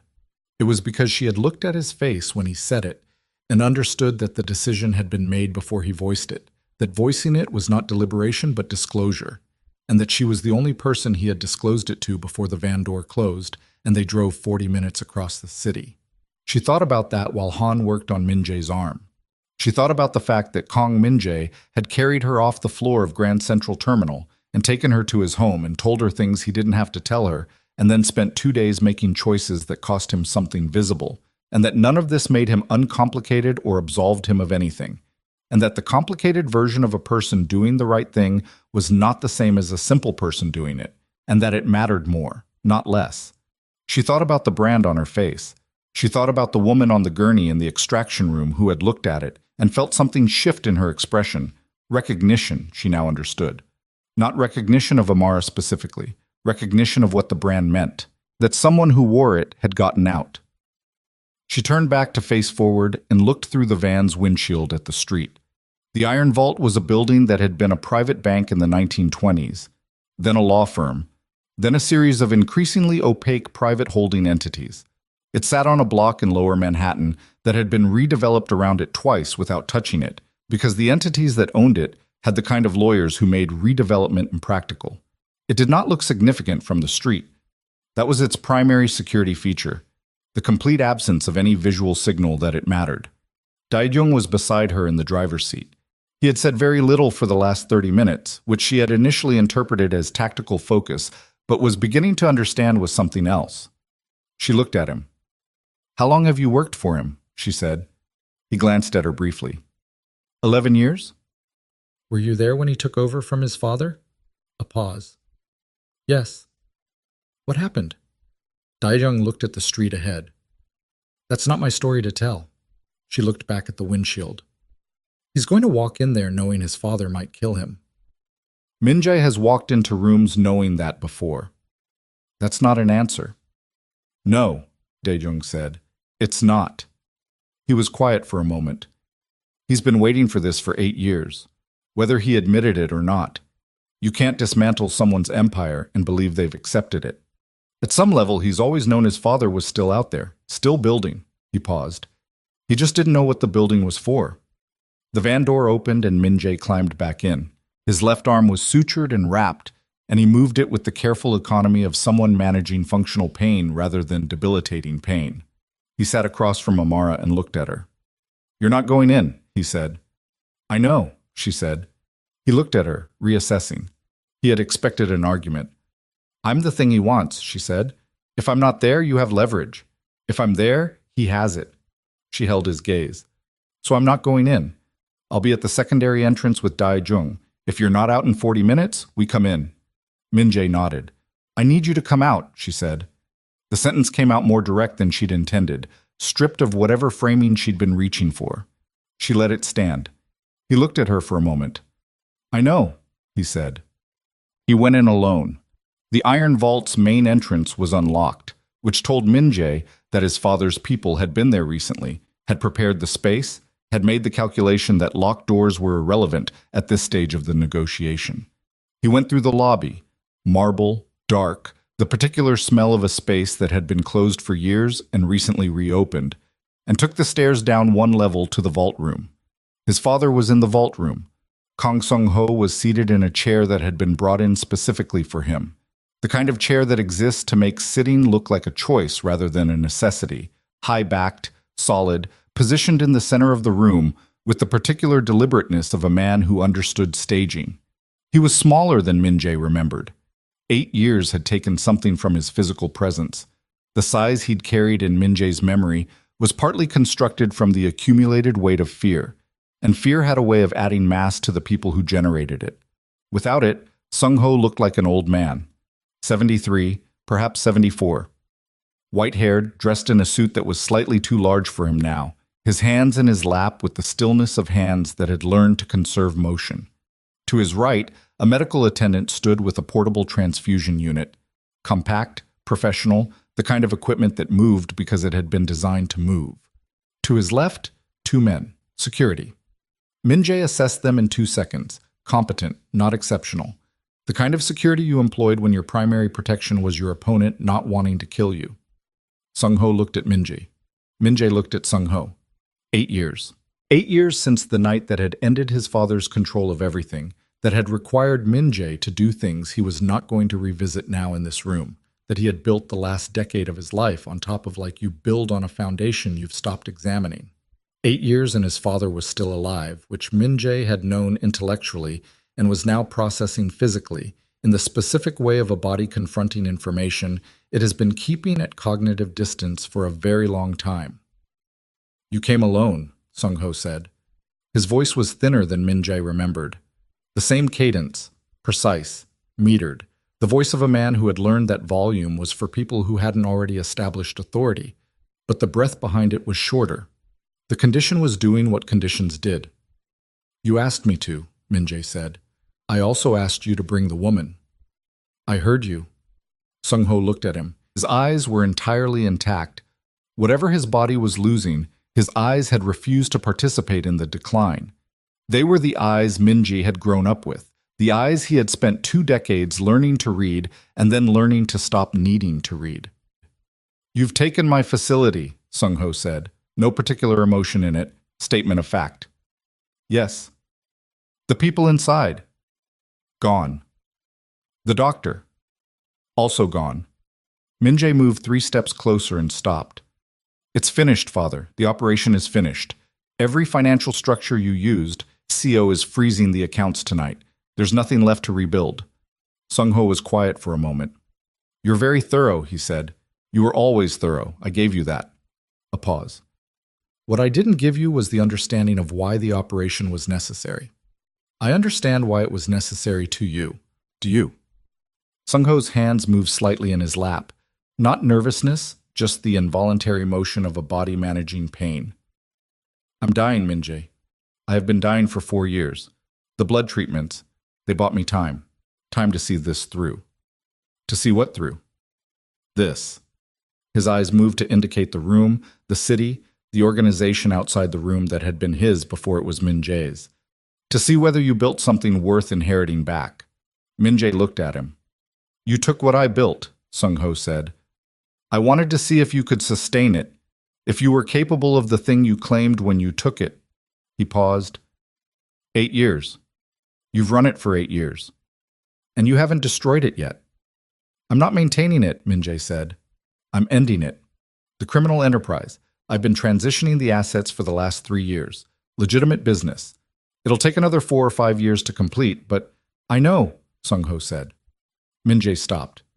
I've been watching, Sung-ho said simply. The transition, the legitimate holdings, the foundation work you've been doing quietly. He paused. I didn't build an empire so my son could dismantle it, but I watched you do it, and I understood something I hadn't expected to understand. His breathing was becoming visible now, the chest working harder than the conversation required, the body spending reserves it didn't have. That you were doing what I should have done, what I was never capable of doing. The room was very quiet. This is not, Minjae said carefully, a conversation that changes what I came here to do. I know that too. Sung-ho looked at the medical attendant. I asked you here to negotiate. There is no negotiation. I understood that before I sent the message, but I wanted to see you. Minjae stood in the vault room of the iron vault with his sutured arm and his medicated bloodstream and his father's eyes on him and said nothing for a long moment. 14 people, he said finally, in that facility. One of them had been there for 2 years. She was 19 when they took her. Sung-ho said nothing. The woman whose blood you took specifically, she was a medical student. 3 semesters from finishing, you branded her face. The branding was Reeves's protocol, Sung-ho said. I didn't order it. You didn't stop it. Sung-ho held his gaze. No, I didn't stop it. The honesty of it was almost worse than denial would have been. Minjae had come prepared for the version of his father that deflected and maneuvered. This version, which was perhaps what 8 years of dying did to a man who had spent his life maneuvering, was harder to hold at the necessary distance. I need your blood, Sung-ho said. Whatever you've decided. I know you've come here with something in it. I know how you think. I taught you to think this way. But my body is failing in a manner that is not abstract or distant. I have perhaps 4 to 6 weeks without treatment. He looked at his son across the room. If you've come here to end it, then end it. But I want you to look at me while you do. Minjae crossed the rest of the distance between them. He stopped in front of his father's chair and looked down at him, at the white hair, the too large suit, the hands that had been large once and were large still but carried nothing now, no authority except the kind that comes from age and the proximity of an ending. He held out his arm. Sung-ho looked at it. You're not a doctor, Sung-ho said.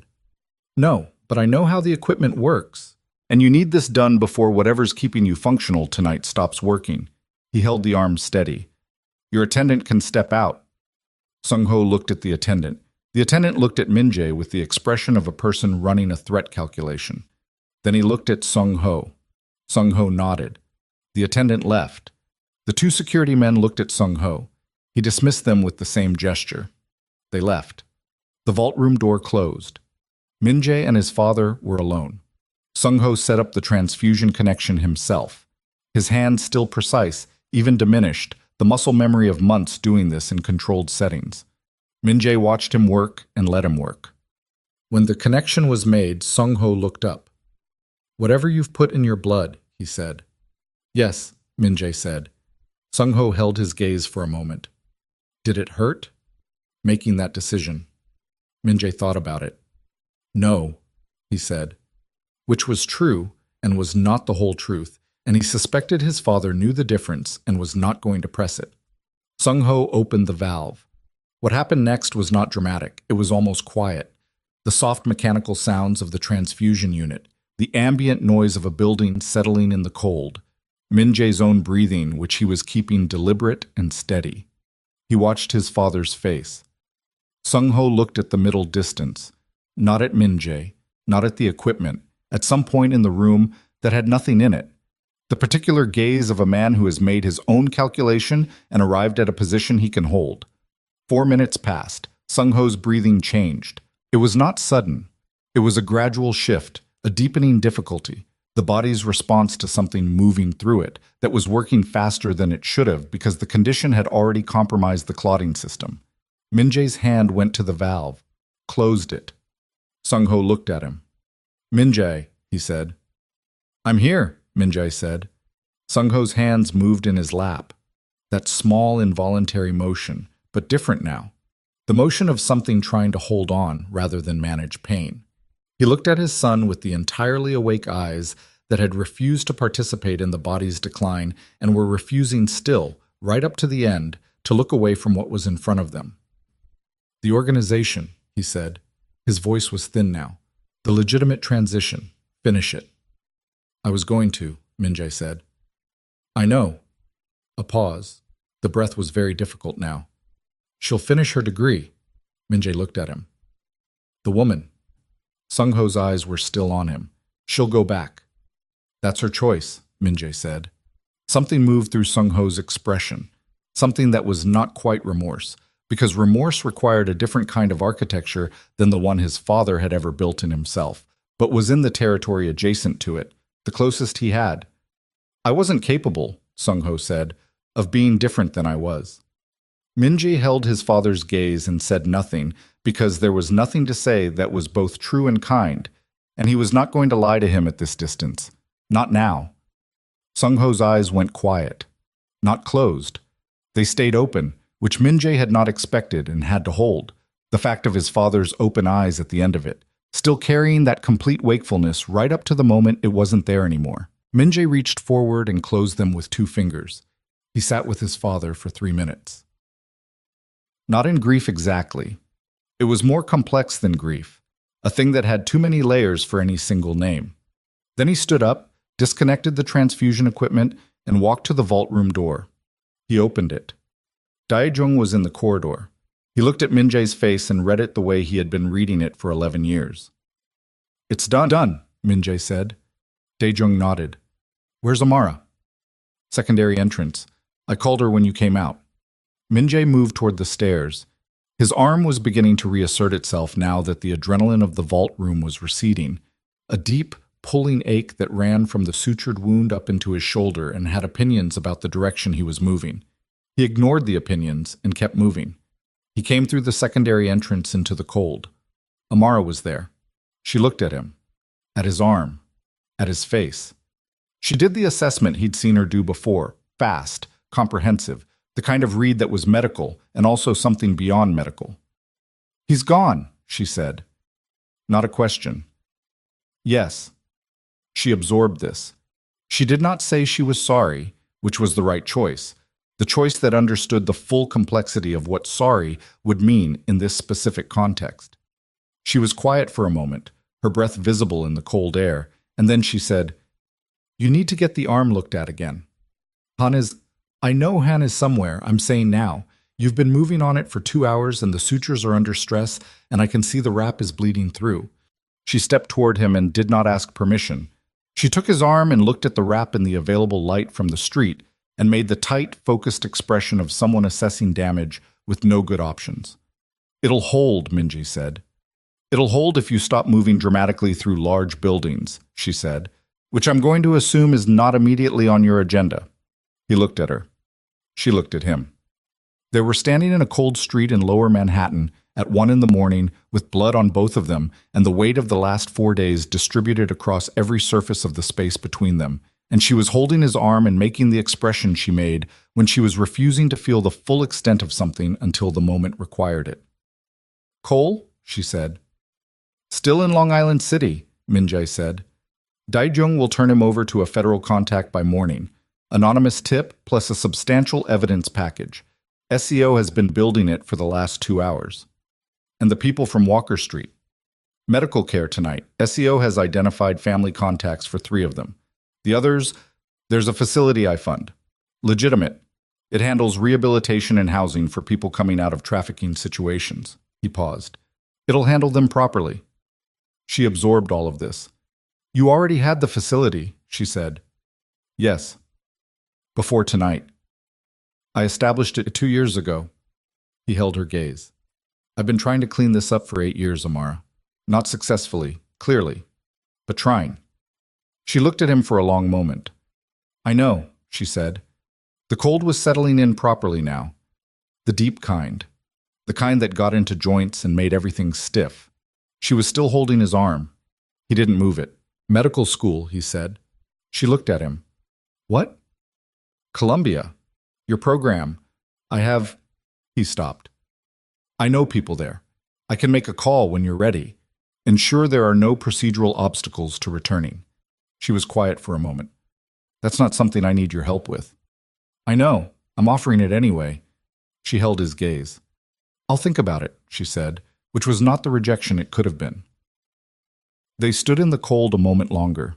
Then she let go of his arm and looked at the street. Take me somewhere warm, she said, and get Han to look at this properly. And then, she paused. Then I need to sleep for about 48 hours. That's medically appropriate, he said. She made a sound that was almost a laugh. Almost. 6 months later.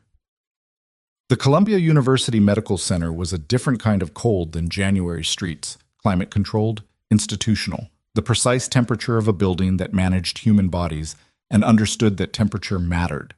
Amara moved through it with the particular ease of someone returning to a space their body remembered, the muscle memory of 3 years of halls and stairs and specific elevator banks activating without instruction. She was thinner than she'd been before. She probably would be for a while yet. Her left arm, under the white coat sleeve, had faint scarring at the antecubital fossa that she'd stopped covering with long sleeves 3 weeks ago. On her face, the brand caught the fluorescent light the way scar tissue does. Slightly different texture, slightly different sheen. She had stopped turning away from mirrors. She had not stopped thinking about the 19-year-old girl in the extraction room, the 2 years, the things that couldn't be given back. She thought about her every day. She had decided that was appropriate, that some things should not be put down. Reeves had cooperated fully with the federal investigation, had provided documentation, protocol records, client communication logs that traced the financial chain up through the shell structures SEO had already frozen, confirming the connection to Sung Ho's holding entities, and through them, to payments that had moved through accounts adjacent to Min Jae's organization. The federal case was complex and was going to take years to fully adjudicate. Amara had given her testimony in February in a room with a federal prosecutor and 2 investigators and a victim advocate who kept offering her water. She had told them everything, all of it, the smell of the facility, the rotation schedule, the names of guards she'd learned by listening to them call to each other across shifts, the specific face of the man who had applied the brand, who had since been identified and was in custody in New Jersey. She told them about the medical protocols Reeves had designed and about the financial payments she'd observed changing hands, and about the night she'd been moved from one location to the other in a windowless van, and she told them all of it in the flat, organized delivery of someone who had decided that the most useful thing she could do with her memory was make it into evidence. After the testimony, in the parking garage, she had sat in her car for 20 minutes and then cried for the first time since Grand Central. Not long. Not the kind of crying that has a narrative arc, just the specific release of someone whose body had been waiting for the correct moment and had finally identified it. Then she had driven home and eaten dinner and gone to sleep. Cole was facing federal trafficking conspiracy charges, along with 7 other law enforcement personnel the investigation had identified across 3 different precincts. The trial dates were not yet set. Amara's attorney, a woman named Patricia Chen, who worked for a legal nonprofit specializing in trafficking cases and who had reached out to Amara through the facility Min Jae funded, had told her to expect to testify again. Amara had said she understood. The 11 other surviving victims from Walker Street were in various stages of recovery. 2 had gone home to family in other states. 3 were in the rehabilitation facility. The others were working through whatever working through looked like for them. Individually, in the particular private ways that healing operated. Amara had exchanged contact information with 4 of them. She called one of them, a woman named Diane, who had been the first person she disconnected from the extraction equipment that night, every Sunday evening. She was on the clinical floor now, chart in hand, moving toward the nursing station. Third-year rotation, post-interruption. Her advisor, Dr. Marcus Webb, the one who had told her 8 years ago that she had the most disciplined analytical mind he'd seen in 15 years, had handled her reinstatement with a directness she appreciated. He had not made it sentimental. He had said, "You pick up where you left off, we handle the administrative piece. You talk to student health once, and that's the requirement." She had said thank you.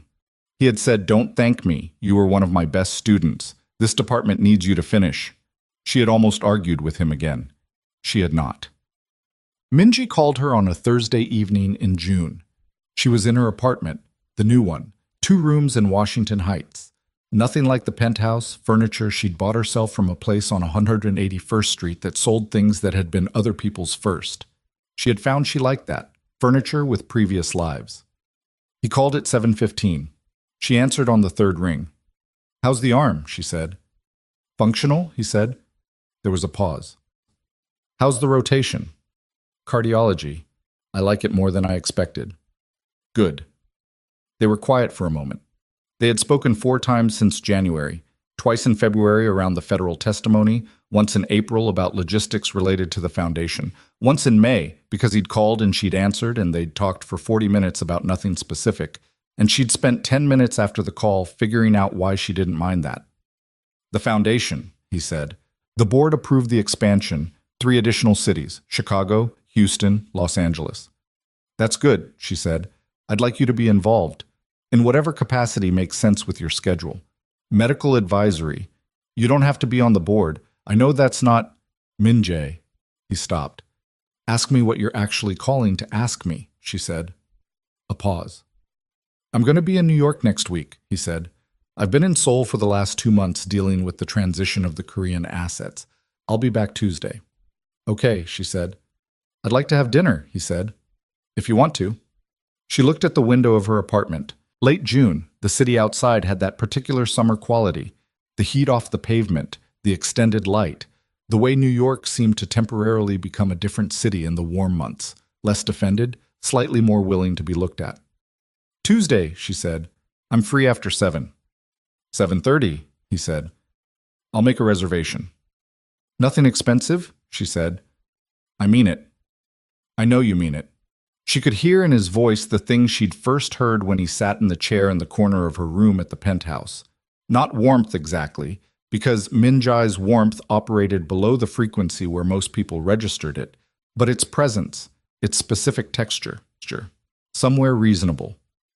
"Somewhere I can wear scrubs if I'm late getting out," she said. "Done." She was quiet for a moment. "The transition," she said. "It's actually happening."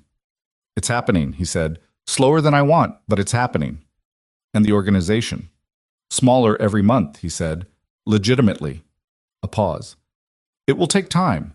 There are people inside it who've known nothing else. Finding them other things takes time." "But you're doing it." "Yes." He said it simply without performance. The way he said most things, she had come to understand. The directness was not coldness. It was the way someone communicated when they had spent enough time in spaces where indirectness was a weapon and had decided to stop using it. "Tuesday," she said. "Tuesday," he confirmed. She ended the call and sat for a moment in her apartment with the summer noise coming through the window and the chart she'd brought home sitting on the table and the faint, permanent scarring on her left arm catching the evening light. She picked up the chart, read 3 pages, set it down. She looked at the window. At the city outside it, which had swallowed her and spit her back out, and continued existing regardless, the way cities did. She thought about Grand Central Terminal, the marble floor, the opal clock, the broken-wheeled mop bucket, the specific cold of the marble against her cheek when she went down, and the way she'd thought, without particular feeling, that it was probably the end. She thought about the arms that had lifted her off that floor, about a voice saying, "You're not going back." She had not cried again since February. She had not been certain this was healthy. She had mentioned it to the therapist she'd started seeing in March, a woman named Dr. Okafor, who worked out of a practice in Harlem and had a very specific understanding of what it meant to survive institutional violence. And Dr. Okafor had said, "Your nervous system is deciding the pace. Don't fight the pace." She had stopped fighting the pace. On a Tuesday evening in late June at 7:43, Min Jae was standing outside a restaurant on the Upper West Side when a cab pulled up and Amara Brooks got out of it. She was not in scrubs. She had been on time. She was wearing her own clothes, which meant clothes she'd bought in the last 6 months. She'd told him once, when they spoke in April, that she'd spent 8 months in borrowed things and was now only wearing things that were specifically hers, which he'd understood without her explaining further. Dark jacket. Her hair pulled back. The brand on her face was visible in the way it was always visible, the way she'd stopped modifying her appearance to address it, the way she had decided it was part of her face and her face was hers. She looked at him. He looked at her. He was thinner than January too, she noted. The Seoul months had been long. The arm had healed correctly. She'd made him send her Han's notes, which he'd done without comment. I was wearing a suit without a tie, which she took to mean he was trying to calibrate the evening appropriately, which she found, without quite intending to, affecting. "You're on time," she said. "I'm always on time," he said. "You were 2 minutes early in January," she said. "When you came to the testimony, I saw you in the hallway at 7:58. It was scheduled for 8. He looked at her. "You didn't say anything." "I wasn't going to wave at you through the federal building hallway, Min Jae." He held the door. She went in. The restaurant was reasonable. She'd been prepared to argue if it wasn't, and noted with something between relief and mild disappointment that the argument wasn't required. They sat at a table near the window. The evening light was doing what June evening light did in New York, gold and horizontal, coming through the buildings at an angle, making everything briefly look like something worth keeping. They ordered. They talked. Not about the investigation, not about Walker Street, not about any of the things that existed between them as weight. They talked about cardiology, and about Seoul, and about the Foundation's Chicago expansion, and about a book she'd read in April that she'd mentioned in passing on the phone in May, and he had apparently also read since then. They talked for 2 hours. At the end of it, on the sidewalk outside, the evening had gone dark, and the city had moved into its nighttime register, the lights, the traffic, the specific density of a New York summer night. She turned to him. "I'm not where I was," she said. "I want you to know that. I'm not the person who fell on the floor in January. I'm not that far gone anymore." "I know," he said. "I'm saying it because I want it to be clear. Whatever this is," she gestured briefly between them. "I'm coming into it from a standing position, not from the floor." He looked at her. "I know that too." "Then I need you to say what you actually mean," she said. "Not logistics, not the Foundation. What you mean." He was quiet for a moment. The city moved around them. "I think about you," he said, "more than I account for. More than is explained by the situation or the Foundation or any of the practical reasons that justify it." He held her gaze in the direct way that was, she had come to understand, not coldness but its opposite, the complete absence of performance. "I think about you because you are a specific person who I want to know more of. That's what I mean." She looked at him for a long moment. "Okay," she said. "Okay," he said. She put her hand out. Not a gesture of formality, something more specific, more deliberate, the gesture of a person who has decided that the way you take hold of the thing you want is by actually reaching for it. He took her hand. They stood on the sidewalk in the late June dark, with the city around them and her hand in his, and neither of them said anything for a while, because some things don't need to be said to be complete. The opal clock in Grand Central Terminal, 40 blocks south, kept its 4 faces pointed in 4 directions. It did not know about the floor beneath it where a woman had gone down in January and been lifted before she finished falling. It kept time the way it always had, indifferent, relentless, valuable, beyond anyone's ability to agree on an exact number. But the woman who had lain beneath it was standing now. She had been standing for 6 months. She was going to keep standing. That was enough. That was, in the end, the only thing that had ever needed to be true. And about the night she'd been moved from one location to the other in a windowless van, and she told them all of it in the flat, organized delivery of someone who had decided that the most useful thing she could do with her memory was make it into evidence. After the testimony, in the parking garage, she had sat in her car for 20 minutes and then cried for the first time since Grand Central. Not long. Not the kind of crying that has a narrative arc, just the specific release of someone whose body had been waiting for the correct moment and had finally identified it. Then she had driven home and eaten dinner and gone to sleep. Cole was facing federal trafficking conspiracy charges, along with 7 other law enforcement personnel the investigation had identified across 3 different precincts. The trial dates were not yet set. Amara's attorney, a woman named Patricia Chen, who worked for a legal nonprofit specializing in trafficking cases and who had reached out to Amara through the facility Minjai funded, had told her to expect to testify again. Amara had said she understood. The 11 other surviving victims from Walker Street were in various stages of recovery. 2 had gone home to family in other states.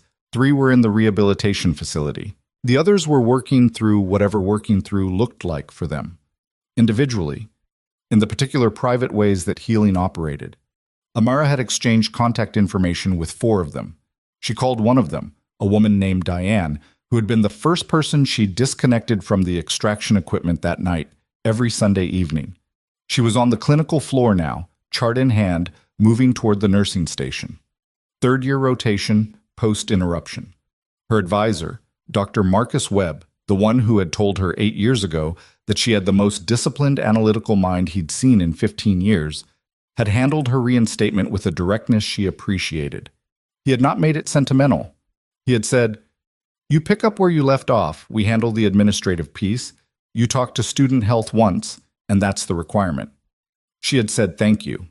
He had said, "Don't thank me, you were one of my best students. This department needs you to finish." She had almost argued with him again. She had not. Minji called her on a Thursday evening in June. She was in her apartment, the new one, 2 rooms in Washington Heights. Nothing like the penthouse, furniture she'd bought herself from a place on 181st Street that sold things that had been other people's first. She had found she liked that, furniture with previous lives. He called at 7:15. She answered on the 3rd ring. "How's the arm?" she said. "Functional," he said. There was a pause. "How's the rotation?" "Cardiology. I like it more than I expected." "Good." They were quiet for a moment. They had spoken 4 times since January, twice in February around the federal testimony, once in April about logistics related to the foundation, once in May because he'd called and she'd answered and they'd talked for 40 minutes about nothing specific, and she'd spent 10 minutes after the call figuring out why she didn't mind that. "The foundation," he said. "The board approved the expansion, 3 additional cities, Chicago, Houston, Los Angeles." "That's good," she said. "I'd like you to be involved, in whatever capacity makes sense with your schedule. Medical advisory. You don't have to be on the board. I know that's not—" "Minjae." He stopped. "Ask me what you're actually calling to ask me," she said. A pause. "I'm going to be in New York next week," he said. "I've been in Seoul for the last 2 months dealing with the transition of the Korean assets. I'll be back Tuesday." "Okay," she said. "I'd like to have dinner," he said. "If you want to."